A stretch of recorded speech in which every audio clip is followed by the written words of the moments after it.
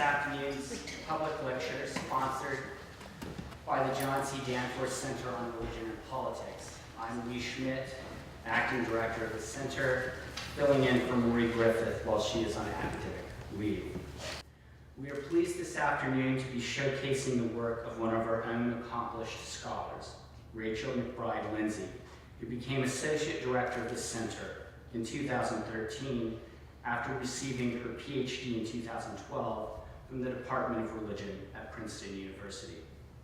Having also taught at Florida State University for a year before joining us here in St. Louis, Dr. Lindsey has played a critical role in developing the center's curriculum, including its new undergraduate minor in religion and politics, which we trust will thrive under her stewardship. While such new enterprises at the center have demanded much administrative dedication and focus, Rachel has at the same time kept up a research program of considerable scope and significance. Her Princeton dissertation on the vernacular photography and material archives of 19th-century American religion is now under contract for publication with the University of North Carolina Press, well known for the excellence of its list on U.S. history, religion, and politics. Part of a broader shift to studying the visual, material, and sensory world of American religion, Rachel's book promises to be a critical extension of that scholarship into the history of 19th century photography, an epoch in which new visual technologies refigured vast cultural terrains, not least religious landscapes and objects. In addition to her book project, Rachel has also published articles, one on Father Divine's Peace Mission Movement in the Journal of Africana Studies, and another on the role of church women in the Association of Southern Women for the Prevention of Lynching in the Journal of Southern Religion. She is a regular contributor to the Religion and American History blog and has published work as well in the Center's online journal. This afternoon, Dr. Lindsey will be offering us a foretaste of her forthcoming book with her lecture, In a Communion of Shadows, Religion, Race, and Nation in 19th Century American Photographs. We are delighted to have the chance to catch this advanced glimpse of her important book and to put it on public view here at Washington University. We are likewise very pleased to be hosting this afternoon Martha Sandweiss, Professor of History at Princeton University. A renowned historian of the American West and American photography, Professor Sandweiss received her PhD in history from Yale and taught at Amherst for 2 decades before moving to Princeton in 2009. We are very fortunate to have her on hand to offer her reflections on Professor Lindsey's lecture and its place within the scholarship on 19th century race and photography. The fit could not be better. On race, Professor Sandweiss is the author of the poignant, enigmatic, Passing Strange, a Gilded Age tale of love and deception across the color line, published by Penguin in 2009. It was a finalist for the Los Angeles Times Book Prize in History and in Biography. Janet Maslin of the New York Times named it a top 10 book of 2009.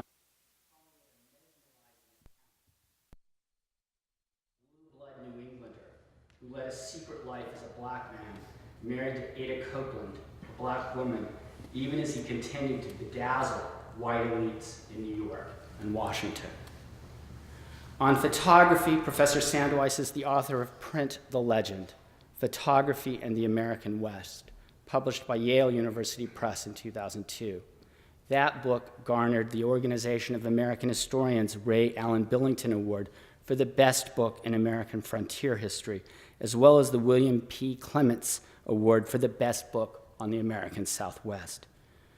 Professor Sandweiss' other works include a study of American photographer Laura Gilpin, An Enduring Grace in 1986, as well as the co-edited volume, The Oxford History of the American West in 1994, another major prize-winning volume in American Western history. The Danforth Center is honored to have her here to be part of our proceedings this afternoon. We will first hear from Professor Lindsey, and then immediately thereafter from Professor Sandweiss, We'll then open up the floor to audience Q&A for both speakers.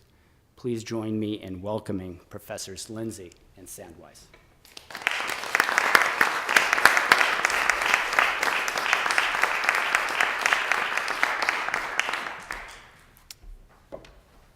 Thank you, Lee. Good afternoon. Closer to me? Is that better? Good afternoon, and thank you for the opportunity to present this silhouette of my current book project as a point of departure for our discussion this afternoon. I'd like to first thank the many wonderful conversation partners around campus I've had the great fortune of discussing this material and its orbiting analytics with.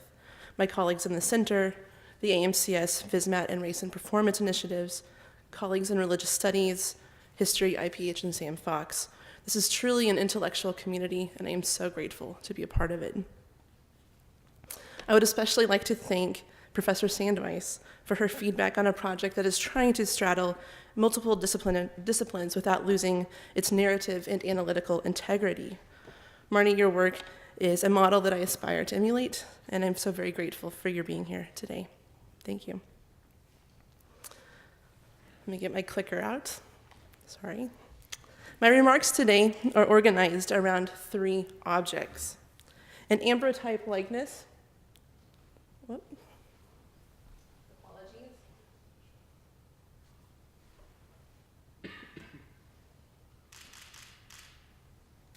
Well, it's not going to work.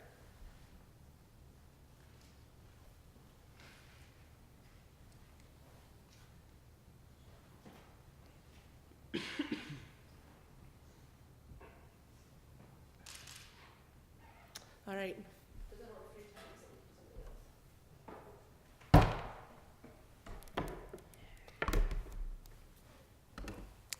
All right, so my remarks today are organized around 3 objects. An ambrotype likeness. Is it at the end? Oh, thank you, Larone. That's what happens when I put a slide in at the very last minute.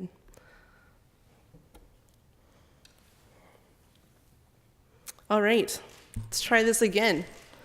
My remarks today are organized around 3 objects.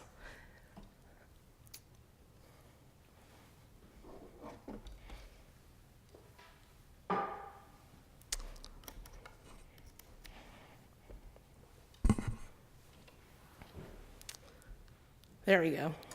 An ambrotype likeness that has been lost to time, a Civil War soldier's enlistment portrait, and a family Bible.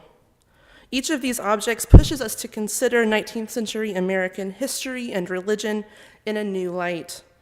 But before I get ahead of myself, allow me to begin with a vignette that helps us begin to map out a way of approaching photographs as objects as well as images, of, in short, recognizing what photographs were and how they were beheld by Americans in the 19th century. In the autumn of 1862, Molly Stillwell waited anxiously for news, any news, from her husband. 22-year-old William had enlisted in the 53rd Georgia Infantry in May, and as news rolled in of the carnage that had taken place near Antietam in mid-September, Molly's thoughts drifted to darker and darker prospects for herself and 2-year-old John Thomas, whom his parents called Tommy. Would she ever know her soldier's fate? No doubt she knew of women who had received the dreaded news secondhand, who would never see their soldier's mortal remains, would never know for sure how he died. Was he brave? Was he frightened? Was his soul assured? After another soldier, Private James W. McCulloch of the Georgia 7th, died in November of that same year, a mere 4 months after enlisting and 2 months after receiving his mortal wound, his daughter Maggie memorialized him by placing a clipping of undated verse dedicated to the sunny South in his encased likeness, and positioned opposite a clipping of hair. Perhaps Molly had read the same verses and gazed upon her soldier's likeness as she waited news of William's fate.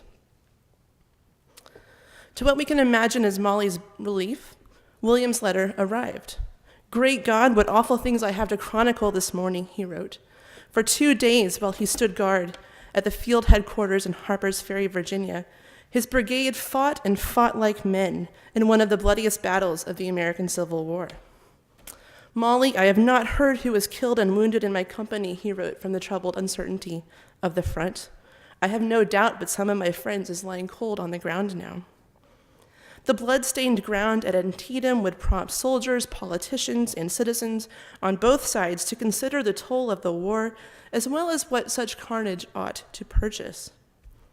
By October, the battle was the subject of a series of prints by Alexander Gardner on display at Matthew Brady's gallery in New York, an exhibit described by a Times correspondent as something very like laying a few dripping bodies fresh from the battlefield along the pavement. Gardner also produced a series of stereographs that extended the reach of these wartime photographs throughout the Union. But before the great battle would become politically sanguine, before it was transformed into national iconographies of suffering, it prompted innumerable personal confrontations with death, both for soldiers surveying the field of battle and for their beloved confined to the lonely corners of their imaginations.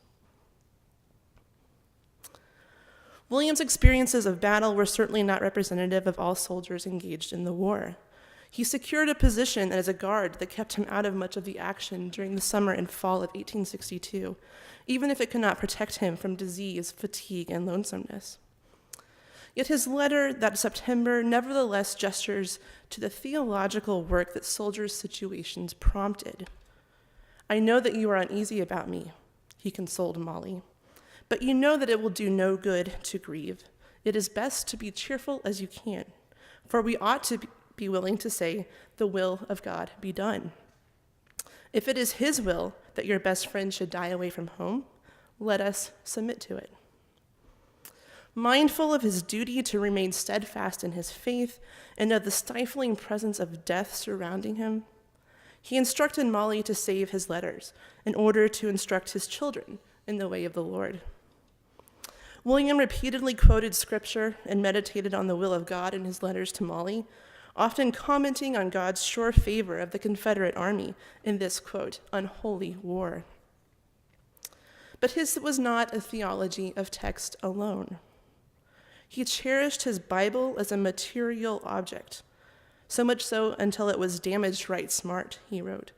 And his wife's likeness was a recurring devotional compass, at once binding him to his family in Georgia and to the cosmological pageantry in which he, the war, and the nation for which he fought and so many died were suspended. "I always carry my Bible with me everywhere I go," he wrote on January 1st, 1863, from the camp at Fredericksburg. "And your picture, through hard usage, is becoming smartly worn, and I have to look at it every day." William associated his Bible and Molly's likeness in several letters, suggesting that they were companion objects in his battlefield devotions.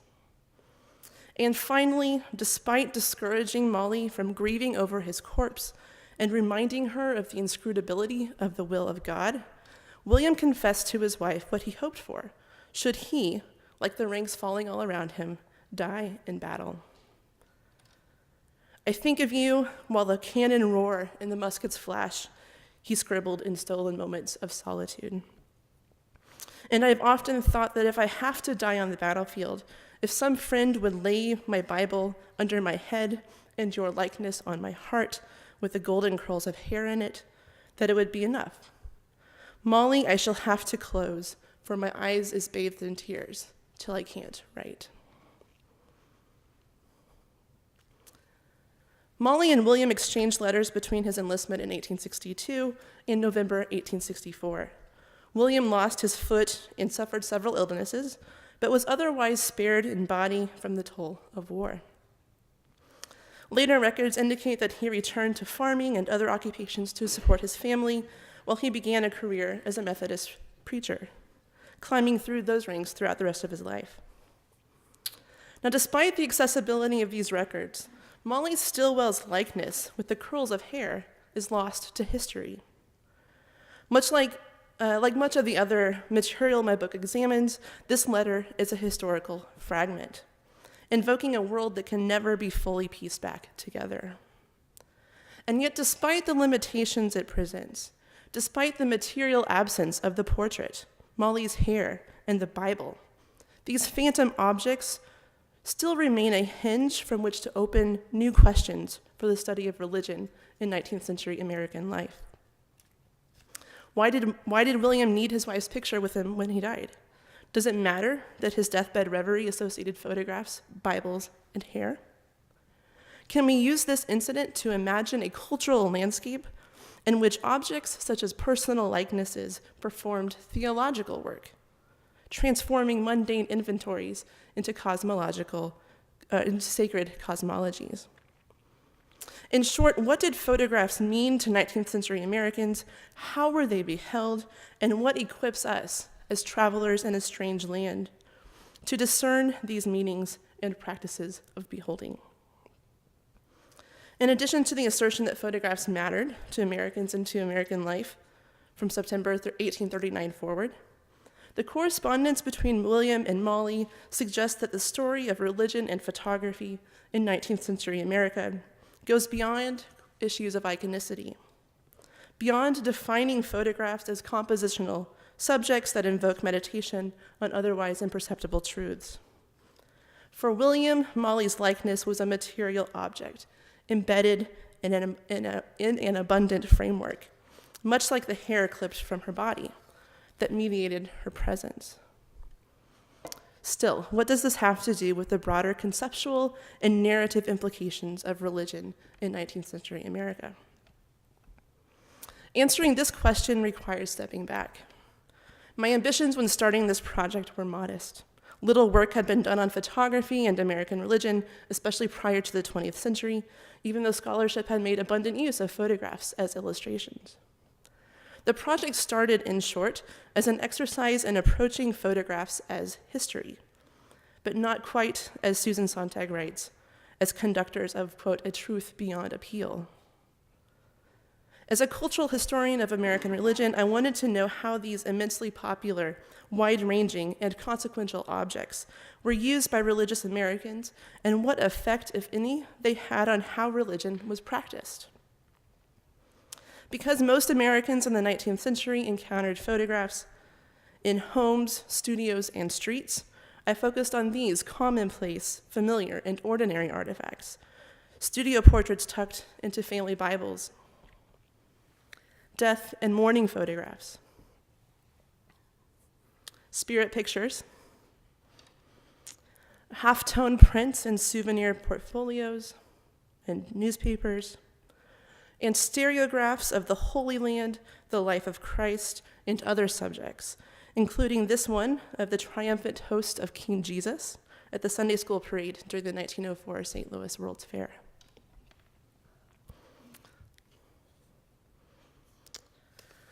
After 1860, any number of these could be prints by famous photographers, and many were commercialized. But many were also intimate and familiar. While certainly not comprehensive, these case studies provide a well-grounded baseline for defending my original suspicion that photography influenced 19th century devotional practices and religious imaginations in many ways and to different ends.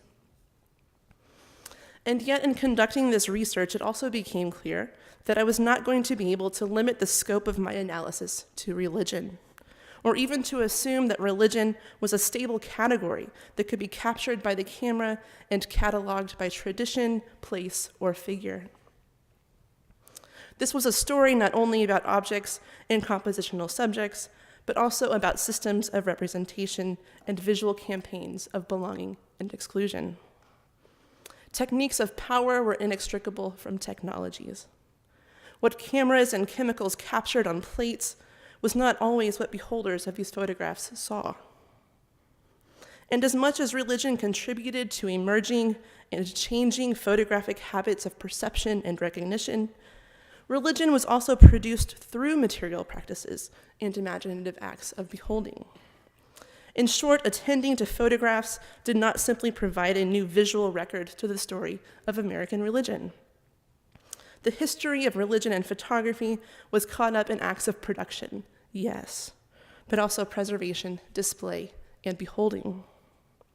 Approximating this history led me to shift my focus of inquiry from religion as a photographic subject to photographs as cultural mechanisms that help us better understand entanglements of religion, race, and nation in 19th century America. Now, rather than rehearsing the scope of my book, my remarks today, as I said, are structured around these three historical fragments that help us to understand photography and the religious, national, and racial imaginaries that the new technology facilitated through individual and corporate acts of beholding.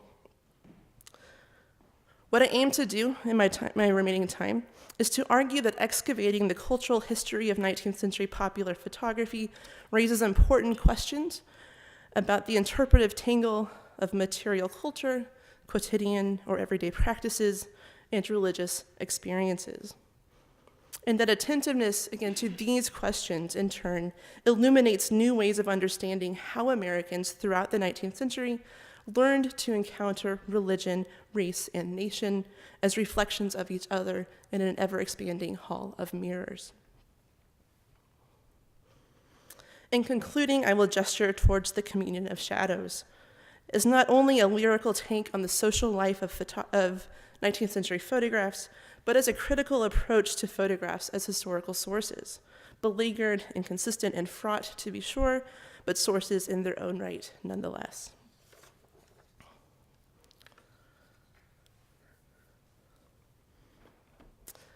Walter Jones was also 22 when he joined the war in late August 1862. Like William Stilwell, Walter Jones was a farmer. The muster roll describes him as a farmer with blue eyes, light hair, and light complexion. He was also a young father. Both soldiers were in the Battle of Cedar Creek, Virginia, in October 1864, a battle that stayed with each of them for the rest of their lives. It was here that William Stilwell lost his foot, and Walter Jones, in his telling, was spared from mortal demise by nothing short of divine providence. They would both survive the war, and late in life turned to public ministry. But unlike William, who was meandering his way through the ranks of the Confederacy, Walter enlisted in Company C of the 8th New York Cavalry. The two men with so much in common were on opposite sides of the war. As Walter Jones put his affairs in order and packed the few belongings that he would take with him, his stepmother gave him a small New Testament to carry with him throughout his service. And like thousands of other recruits, young and old, Union and Confederate, he also sent for a photographer. In his enlistment portrait,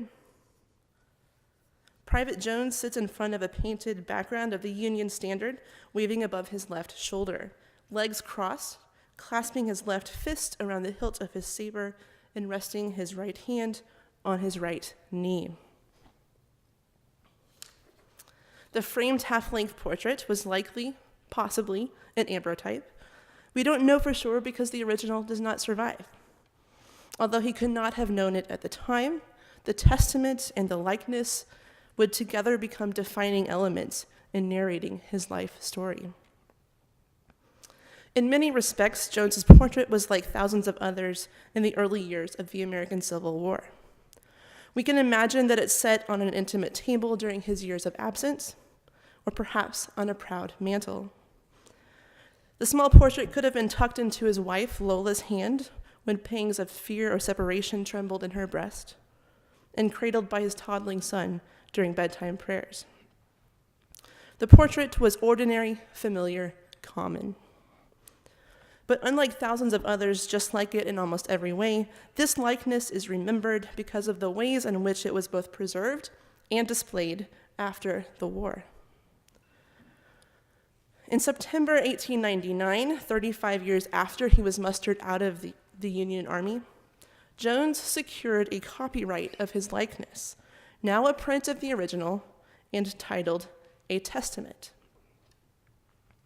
What was the testimony of this commonplace likeness? The print is not simply a reproduction of the original portrait, but rather an orchestrated composition in which Jones's uniform likeness is surrounded by a tattered New Testament and 2 discharged bullets. In 1899, Jones was still living. So why did the print incorporate his enlistment portrait rather than a more recent likeness? In a word, the portrait was a relic that brokered an immaterial past with a perceptible present. If Molly Stillwell's likeness brought her to the tips of William's fingers as he contemplated his demise in the unfolding pageantry of a providential war, Walter Jones invested his own likeness with the capacity to disclose a previous moment in time into the present.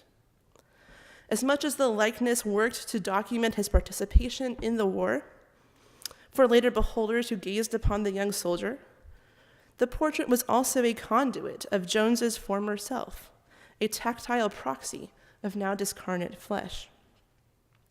Not unlike spirit pictures, which would grow in popularity in the years after the war, or postmortems, which had by then been common for decades. Jones's enlistment portrait brought to the tips of one's fingers a form that had long since expired. The accompanying caption printed below the assembled artifacts told of how Jones carried this little testament in my blouse pocket during the war, and how in 2 battles it saved my life from bullets, once at Cedar Creek in 1864, the other at Appomattox in 1865. Jones loved to tell the story of the testament, and there is little doubt that the title of the composition referred in his mind to the tattered scriptures. But the Bible did not stand alone. In a testament, Jones's portrait, the disfigured scriptures, and the mangled bullets all worked together to authenticate the soldier's narrative of divine intervention through the mechanism of print photography. In short, the photograph had become Jones's New Testament. The trope of Bibles and bullets was ubiquitous among veterans of the Civil War, so much so that it was repeatedly lampooned in Mark Twain's story of the lucky bullet that saved him from being struck by a Bible on an afternoon stroll. But Jones was confident enough in the testimony of his experience that he authored a book that recorded his story. The book was swallowed and purged by the Library of Congress in the early 20th century, and the testament gifted from his stepmother was destroyed by fire in the 1960s. All that remains is the photograph. What is more, as both an orchestrated composition of several objects and as an object in its own right, a testament spirals out from a personal narrative to frame an intersection of religion, material practice, and national identity. In 1899, as the U.S. had pivoted toward new foreign policies that folded militaristic objectives with missionary benevolence, Walter Jones curated his own exhibit of divine intervention in the affairs of an American soldier. Then he gave it to the world. There are a smattering of records of people receiving this gift. But for the most part, a testament is a paradigmatic archival fragment. Still, the curated assembly of artifacts provides an interpretive toehold into the imaginative landscapes and material practices in which photographs existed. For 19th century Americans, nationhood was a material project. Since the early republic, Americans had collected and treasured a range of material fragments. From clippings of hair, of president's hair, to chippings of Plymouth Rock, to scraps of fabric, to splinters of coffins, desks, and tree branches, that were all considered within the broad category of relics, a term which until the turn of the century was broadly defined as remains. Whether intimate or public, accepted in private moments or brazenly captured, relics were material fragments that linked the past, however proximate to the present. The battlefields of the American Civil War were littered with such relics. Soldiers and civilians alike picked through these remains, classifying them in different ways: souvenirs, trophies, curiosities, mementos. Other times, relics found their beholder. Locks of hair, uniform buttons, last letters, and fatal bullets were commonly sent to survivors of fallen soldiers. Bibles, bullets, and photographs were among the most commonly retrieved relics of the war. William Stillwell recovered, his verb was captured, 2 Bibles, sending one home to his children and keeping the other for himself. And the ambrotype of 3 children found on a deceased soldier at Gettysburg, later identified as Amos Humiston, was but the most publicized example of innumerable instances of these treasured likenesses falling in fields of battle. Like untold thousands of other relics from the American Civil War, Walter Jones invested the material remains of his experience with a power to disclose the past into the present, weaving personal history with the pageantry of the nation, which in turn was but a refraction of sacred history. For Jones, the testament gifted from his stepmother was marshaled less for what the tattered pages said than for what they did. They visually rendered and materially disclosed a specific moment in time into an unfolding present, and alongside the mingled bullets and enlistment portrait, bore witness to the projectile's intended purpose. Placed alongside troves of other battlefield remains, a testament presumed the reliquary capacity of the photograph to materialize his redemption. This is my body, this is my unspilled blood, alongside that of the nations on the brink of yet another war. Now, of course, the specter of national unity between the Civil War and the Spanish-American War and then the Philippine-American War at the turn of the century was in large measure national mythology. America in the late 19th century was deeply divided, racially, regionally, religiously, socially, economically, and photography contributed a great deal of epistemic grist to this representational mill. By the 1890s, for instance, visual campaigns of American empire that prevailed in souvenir tours of the Columbian Exposition in Chicago and scientific journals such as National Geographic, and that informed popular coverage of U.S. interventions in Cuba and later the Philippines, were reflected in illustrated studies of American cities, missionary periodicals, and by 1895, mass-produced photographic Bibles. And we'll return to these in just a moment. The camera was conscripted in each of these cases to capture an unmediated record of racial superiority, direct proof of a natural order worked out through providential design favoring the American experiment.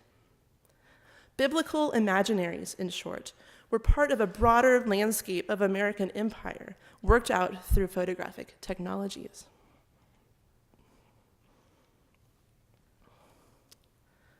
When James Wideman Lee, a Methodist minister who ping-ponged between Atlanta and St. Louis in the 1890s and early 1900s, wrote the preface to a new edition of the Bible that was illustrated with half-tone prints from plates made by the American landscape photographer Robert Edward Mather Bain, he gushed about the, quote, absolutely perfect record of the camera, and echoed the contemporaries with equally superlative adulations for the instrument that, quote, makes the Bible real, end quote. Influenced both by the political valences in American landscape painting and the growing field of biblical geography, photographically illustrated Bibles at the end of the century prioritized landscapes. In so doing, however, publishers and commentators deployed contemporary inhabitants of Palestine as historical relics that provided visual evidence of an unchanging Holy Land that could therefore be captured by the camera and used to illustrate the Bible. They, in other words, employed a visual vocabulary consistent with epistemics of empire, capturing, cataloging, evaluating, dismissing, to conscript the photographic contemporary in the service of, in their words, making the Bible real. James Lee and other mostly Protestant ministers who led various photographic tours of the Holy Land at the turn of the century frequently marveled at the camera's ability to make the Bible real, but they seldom acknowledged the people who frequently, seemingly deliberately, populated their landscapes.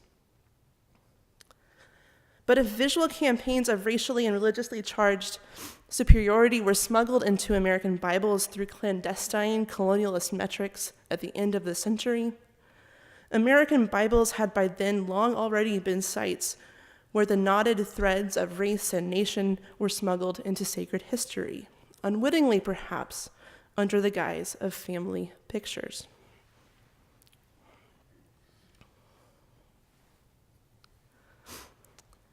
In 1862, again, 1862, the Saturday Evening Post described a family Bible that has been published in which, adjacent to the pages usually bound in the book for the registration of births, deaths, etc., are arranged in sheets any convenient number of card cases in which may be inserted the photographs of the different members of the family.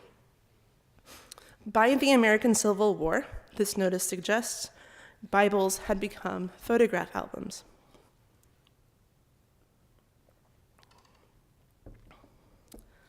This trend was possible in part because of new developments in photographic technology that made paper prints commercially viable.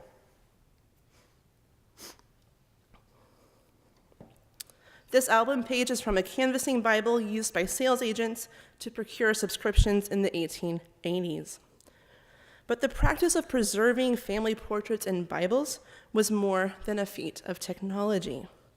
The practice also spoke to the cultural operations of photographic representation.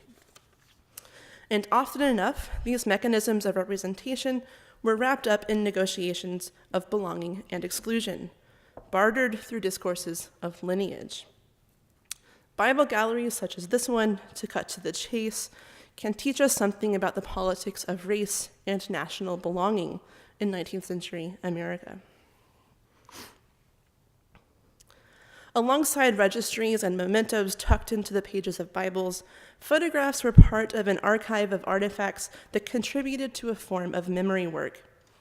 By entangling sacred history with the rather inglorious human predicament of birth, procreation, and death. In addition to the role of Bibles as familial memory closets, biblical reading practices were also sources of racialization through narratives of descent, as the influential 1854 study by Josiah Nutt and George Glidden, Types of Mankind, demonstrate. In this volume, Glidden glacially exegetes Genesis 10 as a, quote, ethnological chart that maps onto a genealogical table, creating a religio-racial model of descent in which, among other conclusions, quote, Negroes are excluded from mention in the Old Testament, end quote. Glidden's defense of biblical ethnography can be handily dismissed as analytically suspect, even within its own historical milieu of antebellum America.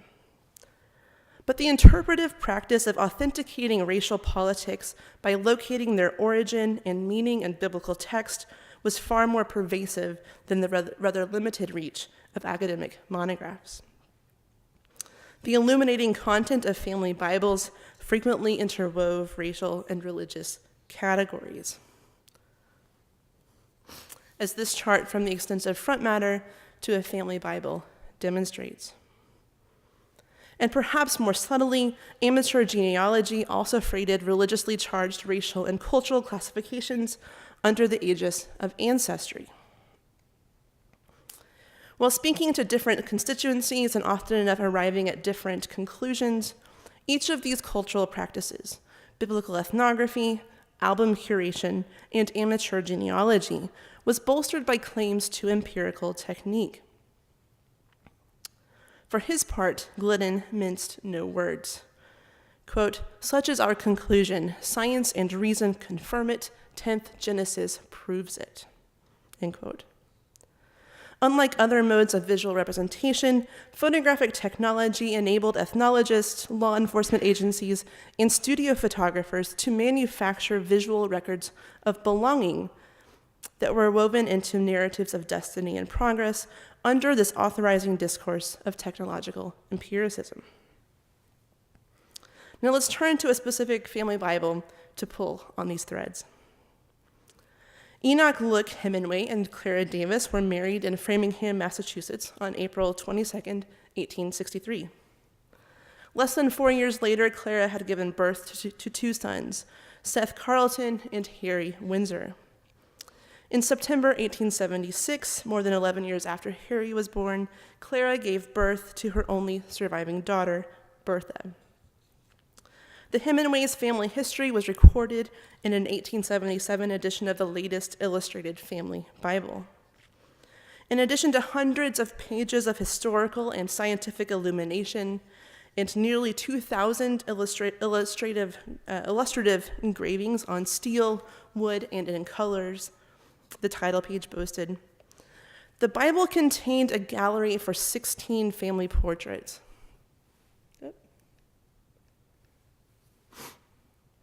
Just inside the back cover. Nearly 150 years later, a total of 6 photographs of Seth, Clara, Harry, and Bertha remain. In addition to the portraits, other artifacts in this Bible suggest how it was used as an archive of familial descent. That is, a narrative device that shaped the ways in which the family's lineage would be remembered. What this Bible demonstrates most clearly, however, are the racialized implications at work in these materialized memories. Tucked inside the front cover of the Bible are a landscape photograph of Chester, Massachusetts, with ballpoint markings identifying 2 ancestral residences, a photograph of a grown Bertha with her pupils from the turn of the century, a 2-page ancestral chart for 6 generations. Sorry for this photography, that's mine. And a certificate recognizing Bertha's membership in the Detroit colony of the National Society of New England Women. Alongside other so-called heritage organizations that represent strictly New England heritage, strictly New England lineage, membership to the Detroit colony was conferred by, quote, virtue of her New England ancestry, end quote, upon demonstrating either one's own New England nativity or that of her husband or parents. Bertha's membership in the National Society of New England Women was not conferred until 1928. You can go back to that slide.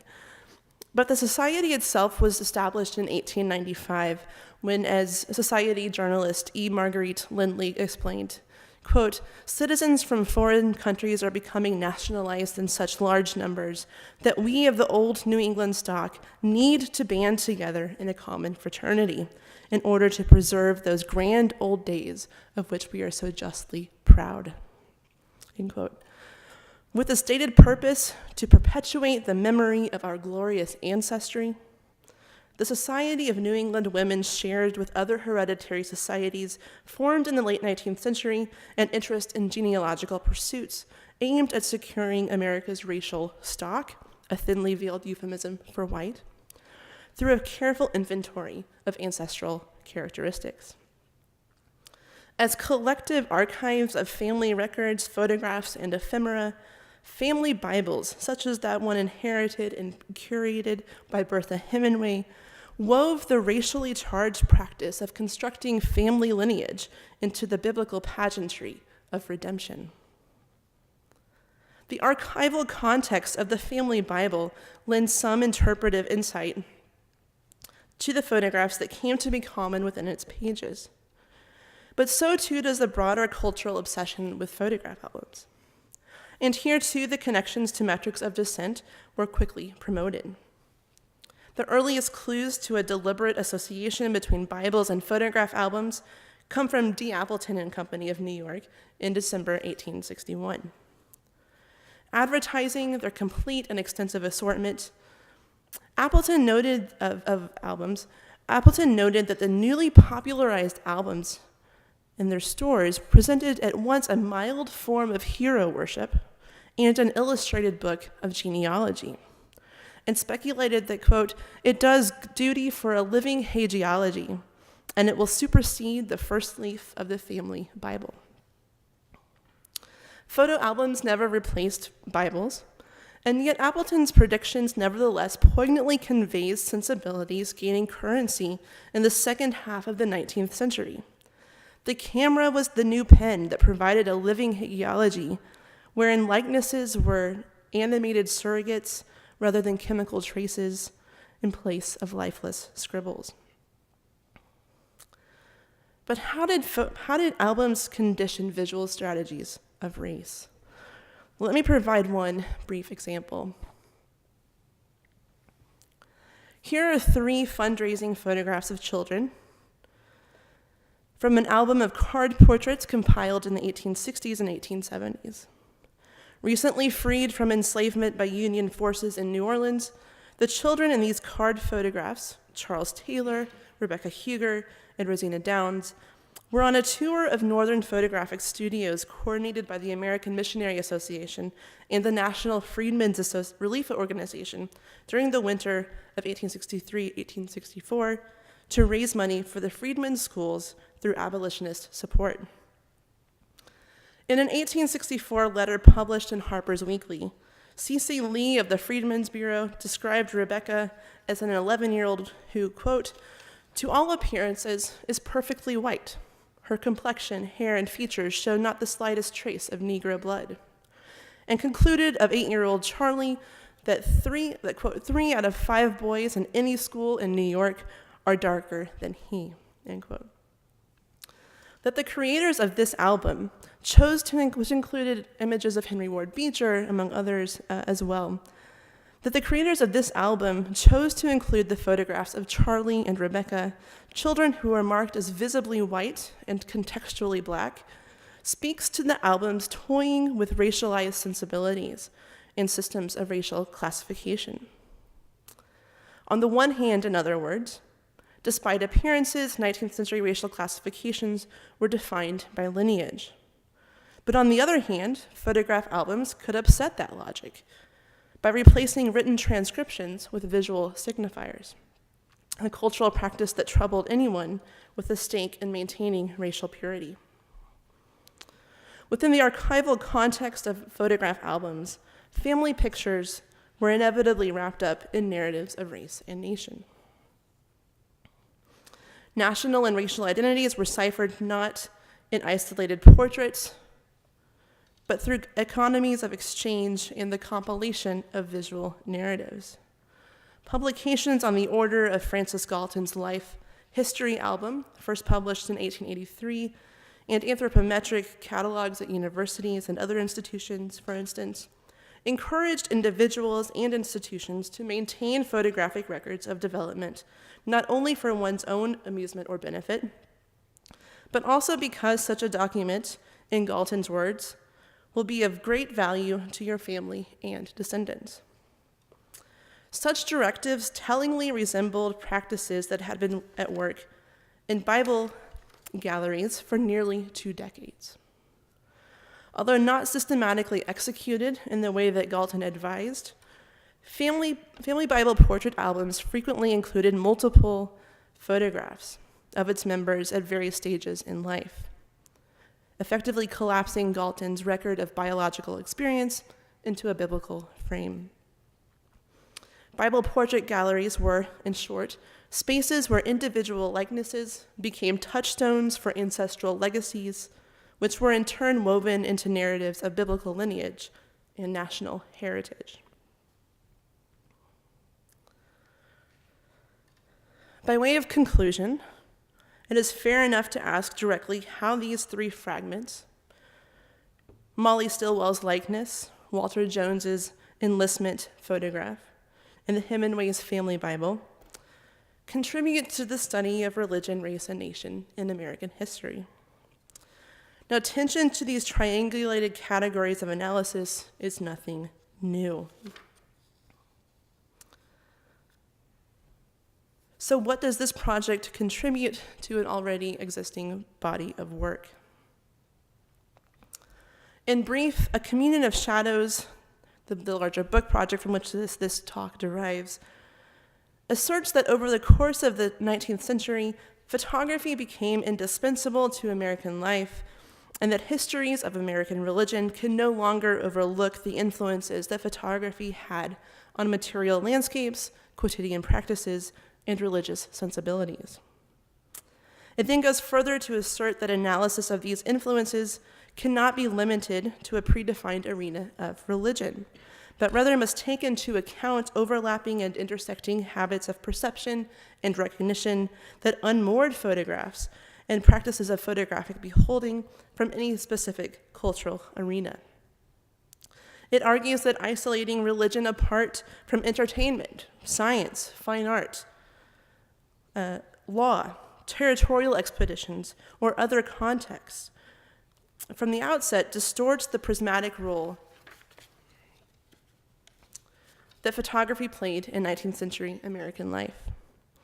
In so doing, this project brings new insights to established modes of historical inquiry and pushes the field to consider visual technologies as primary rather than subordinate historical sources.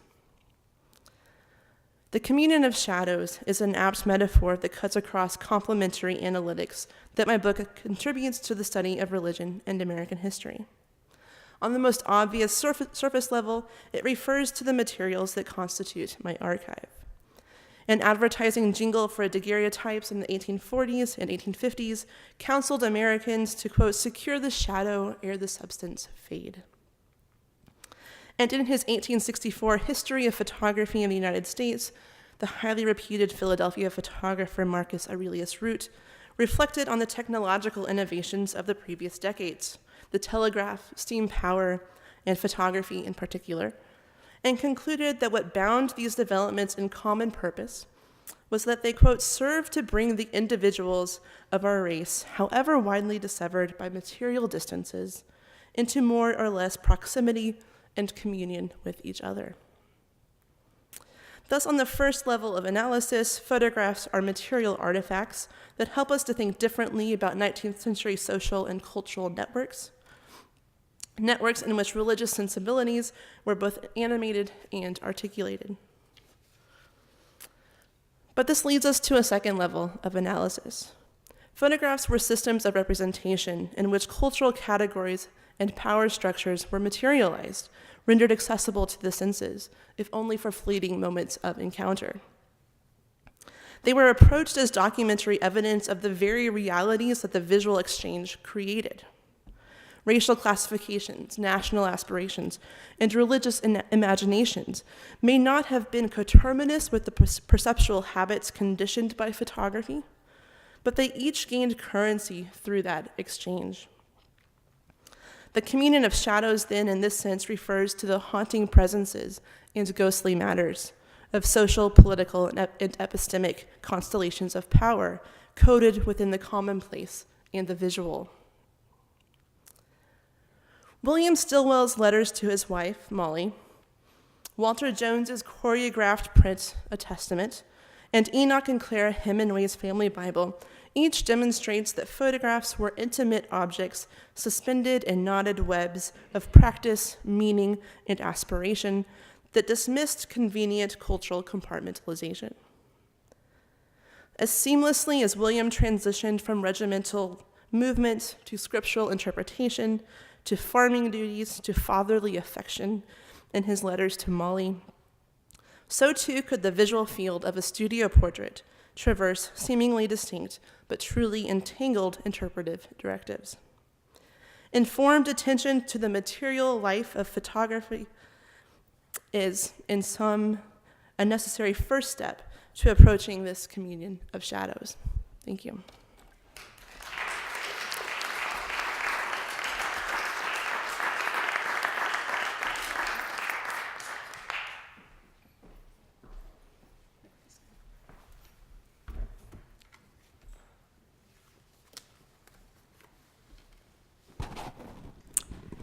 Great. Thank you so much, Rachel. I have to say that Lee's kind introduction to me failed to note that my education actually began right here at Washington University in nursery school. And it continued, and I'm going to date myself here, with weekly Saturday night trips during high school to flirt about the periphery of the riots at the long-gone ROTC building over on Big Bend. So I really learned everything that you need to know in life right here: how to take a nap and how not to get caught with a rock in your hand. So it's a pleasure to be back, and I want to thank Lee Schmidt and Sherry Pena for helping to organize my visit, and I especially want to thank Rachel for that wonderful and provocative talk. I'm so happy to get a glimpse of your big book project. Now, it's always a challenge to comment on a talk that's a part of a larger piece of writing, because the commentator always runs the risk of pushing the author to think about something she's already thought about, or to engage with ideas that she's already considered. But I'm going to plunge in anyway. So Rachel seeks to show that 19th century photographs should be of interest to historians of religion, not simply as illustrations, but as primary sources that can help us get at topics of central importance to the discipline of religious history and American history in general. And I'm certainly very sympathetic with that idea. I've long urged my American history colleagues to consider photographs as primary sources for the study of the American past. So I'm happy to welcome Rachel to the tiny team of people who actually care about these things. And I think that by expanding the discussion of photographic history to embrace the history of religion, she's really bringing a new perspective to the topic, and a much needed perspective. So imagining that this talk is a précis of your larger project, I want to talk about a few ideas you might consider as you think about expanding it for a book. 3 ideas. 1, how you can foreground religion in your discussion. 2, how some of the questions you engage might be put into a broader historical context. And 3, how you might address what seems to be the very Protestant-centric focus of your argument, and think about either owning up to it or being more explicitly comparative in your thinking. So first point, the point of foregrounding religion. Rachel argues at the end of her paper that we shouldn't isolate religion from entertainment, science, fine arts, legal, territorial expeditions, or other contexts that help us understand the role photography played in 19th century America. Fair enough, good point. But it sounds like the point of someone who wants to demonstrate the importance of religious history by linking it to other disciplines. And I have to say that as an American historian and as a historian of American photography more generally, what's actually so new and exciting about Rachel's work is that it comes from a specific discipline, the discipline of religious history. So I'd actually push you, Rachel, to be bold about making claims for your discipline. What are the big religion-driven ideas that you bring to the study of photographs that generalists like me would never think to frame and couldn't begin to answer? I'd say don't shy away from those questions, because you're uniquely qualified to tackle them and sort them out and explain them to the rest of us. Now, to a certain degree, everyone who uses photographs to study the past confronts the same set of questions. And I'll put it really simply. Photographs fix time, but history is dynamic. I'm always dealing with the theoretical problems that grow out of that one. But I think Rachel has to think about something that complicates that messy relationship even further. She has to think about religious faith. Faith is dynamic. It mutates over time, and it takes particular form in the lived experience of an individual life. So Rachel has to address questions that other cultural historians do not. For example, how can we think about the relationship between a still photograph and a dynamic kind of faith? And to the extent that faith may be made visible through actions or words, but also may be interior and invisible, are there certain kinds of questions that photographs help us address, but other kinds of questions that photographs can't possibly help us understand? So I'd push Rachel on this point to be bold, to tell us explicitly how approaching images from the perspective of a historian of religion adds something to the readings a different sort of scholar might have. For example, the practice of carrying a photograph of a loved one into battle does not seem to me necessarily or explicitly religious. So when Rachel brings the perspective of a religious scholar to that first image she spoke about, or that missing image she spoke about, what are the new kinds of questions and insights she can bring to our understanding of what might, I think to many of us, really seem a secular practice? So that's the first point. I'd encourage her to foreground religion and the specific disciplinary concerns of religious history. Because I think to the extent that this is a book about religion and photography, and not just another general cultural history book, it's really all the stronger and more exciting to all of us. Second big point. While I'd hope to see the religious history discipline foregrounded throughout, I think Rachel's absolutely right to argue that the issues she's exploring fit into broader cultural and historical contexts. Now, I'm going to sound self-contradictory here. I'm first encouraging her to think narrowly, foregrounding her religious history discipline, and now I'm going to encourage her to think more broadly. I think what I really want to do is to push you to articulate the complementary tensions between the disciplinary specific and the broader, disciplinarily specific, and the broader cultural approach to your photographic subjects. A brief example, if you can remember that collaged image of Walter Jones, the man with the bullets in the Bible. I actually don't know what that is. It looks like a page from a book. Is it a page from the book? It's hard to tell what it is with the caption. I have to say that what intrigues me for all of your wonderful explication of the Testament and the bullets is actually the caption. And I'm struck by the way that caption opens, where Jones says, "I am not a Hobson or a Dewey."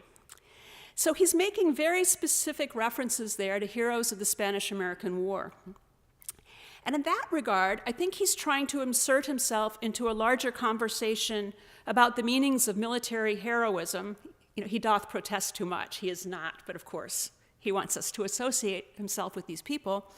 And inserting himself also into a larger historical argument about the ties that bind soldiers across generations and across wars in American history. And what really intrigues me about the picture is that those associations usually work the other direction.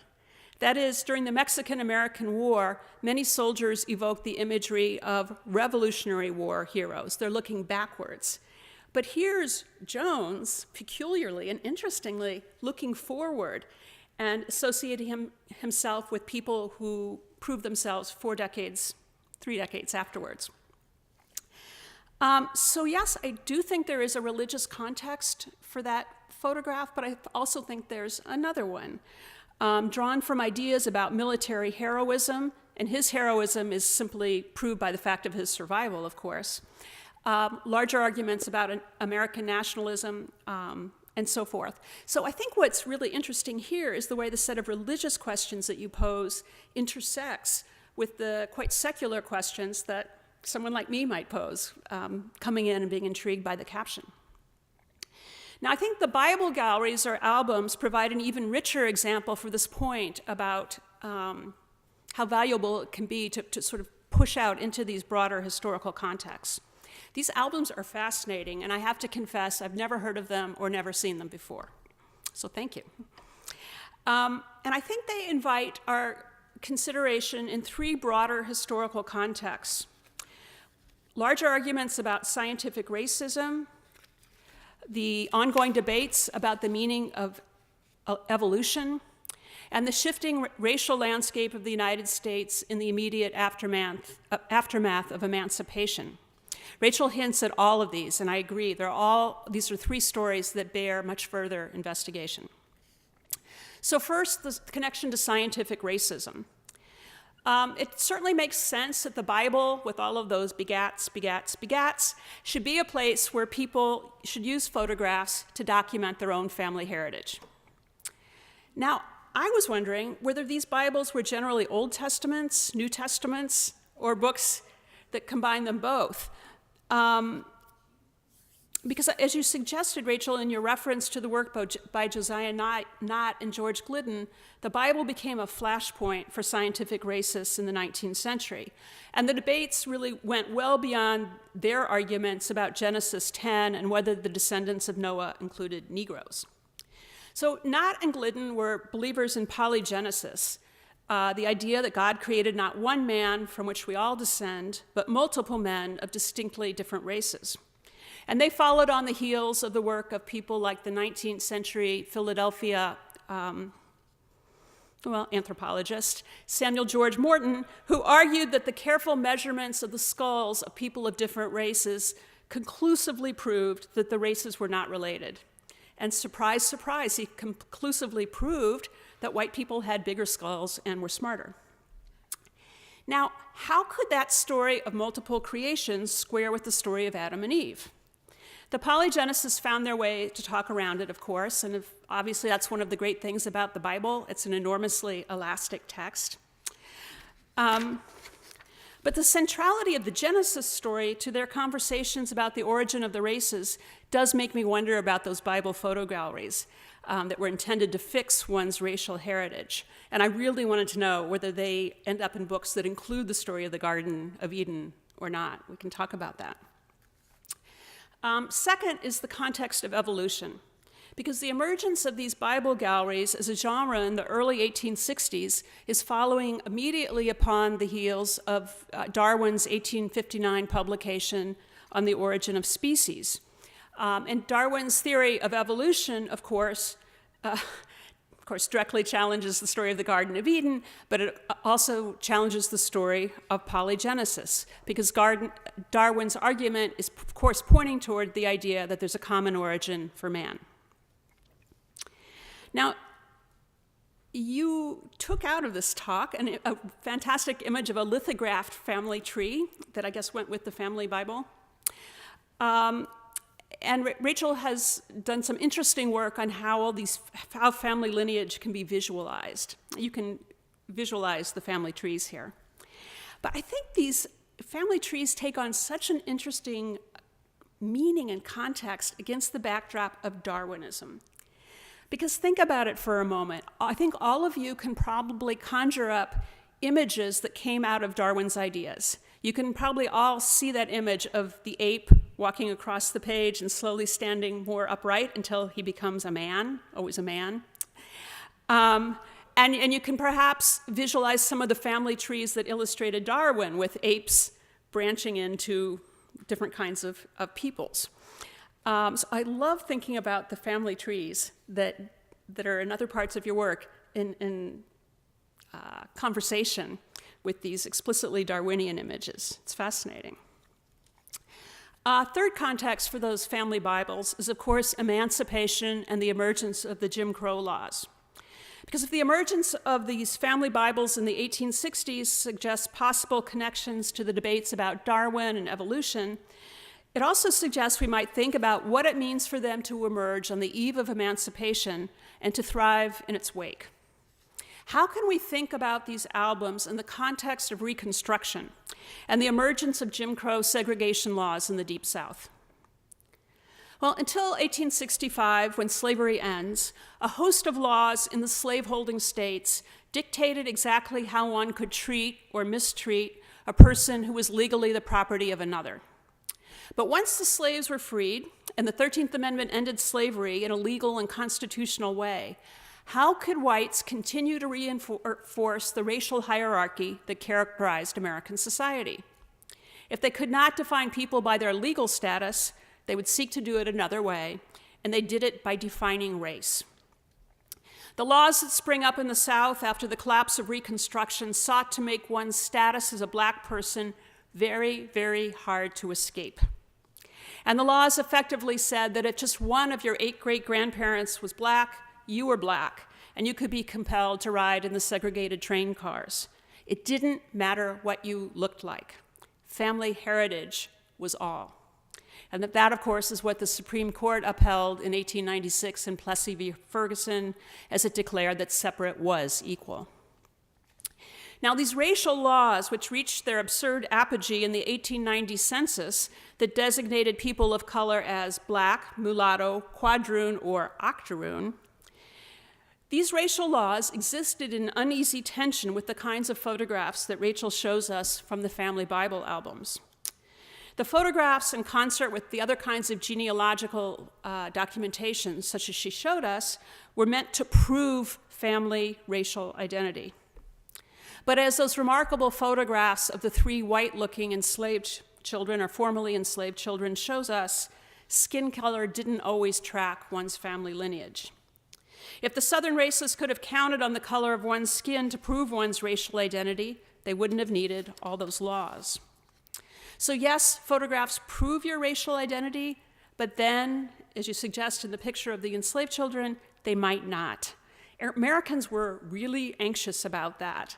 And I think these Bible albums engage a very complicated set of ideas coming from both religious culture as well as secular culture.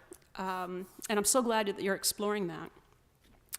So scientific racism, evolution, post-emancipation racial laws. These are all 3 really rich contexts for exploring these family albums, and Rachel's there. So let me just switch gears and briefly throw out my third and final topic here. How to acknowledge and address the implicit idea here that this is largely a story devolving around American Protestantism. I think Rachel has 2 possible strategies here, and surely she's picked one already. She can just gesture towards other religious stories and explain why she is focusing on this one, or she can get really brave and ambitious and be comparative. Now, for the sake of conversation, let's just ask, what other kinds of photographic evidence exist that might help us think more comparatively if that was the direction that we were going to go?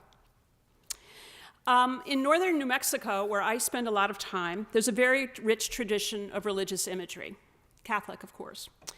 Inexpensive lithographs and later chromolithographs of saints were common by the early 19th century. They came into New Mexico up from Mexico City. And these prints became part of domestic shrines in people's homes.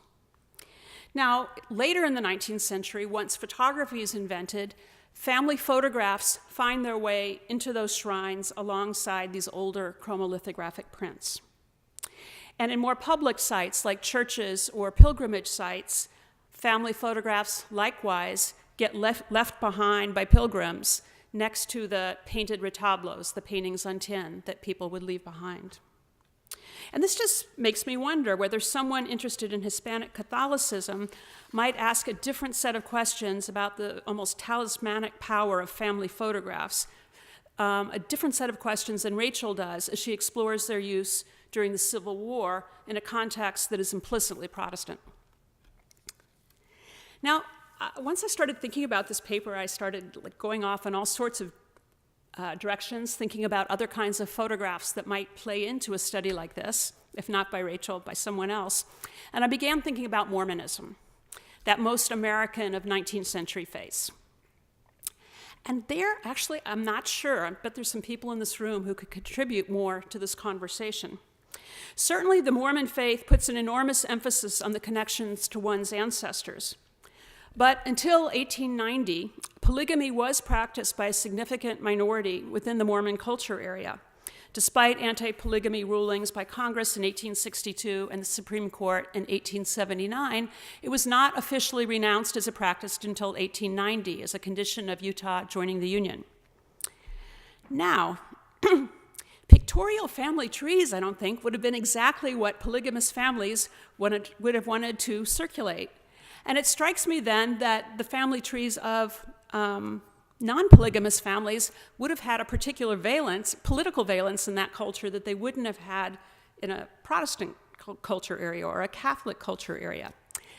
And Rachel, I don't know if you've ever seen these photographs, but the weirdest photographs from 19th century Utah that I've seen are, I don't know the word for them, I'm going to call them baby bumper crop pictures. And they're photographs, they're collaged photographs with maybe 100 little smiley cherubic white babies pasted like into a sky or a field of flowers or something like that. And you gave me a new way to think about those photographs. There, it seems to me that people are celebrating the importance of family, and they found a way to do it without discussing lineage, which in an area like that might have seemed problematic, or at least visually problematic. So thank you for that. Now, photography becomes a ubiquitous part of late 19th century American culture, and there's any number of other places one could go to think comparatively about different 19th century American religious practices and photography. We could look at the family photo albums of families fleeing religious persecution in Europe. We could look at the albums of German Jewish families, for example, fleeing here in the 1850s. We might look at the different religious practices involving photographs that are embedded in gravestones. I've seen those in Eastern European cemeteries in the Rocky Mountains. We could look to somewhere like Alaska, where some anthropologists have noted the ways in which 19th century photographs, many produced for the tourist trade, were incorporated into Northwest Coast Indian ceremonials. So there's any number of places one could go if one wanted to construct a more comparative look. And I'm not necessarily encouraging you to do that. That would be an enormous task. But I think it might be worth contextualizing your argument and suggesting that you're tracing one practice in a nation where there were many. So I think I'm going to stop there with 3 big points: foregrounding religion, thinking more broadly about context or expanding those contexts, and dealing with the challenge of comparative practices. It's really a rich and wonderful project, and you've given me so much to think about, and I'm going to shut up and hope that all of you have interesting things to say as well. Thanks so much.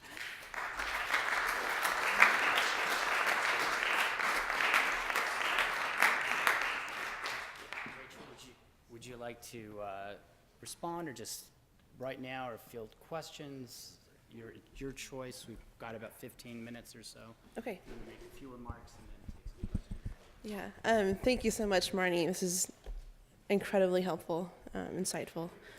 Just a quick attempt to respond very briefly, and we can talk later, and love to hear you expand more on some of these points.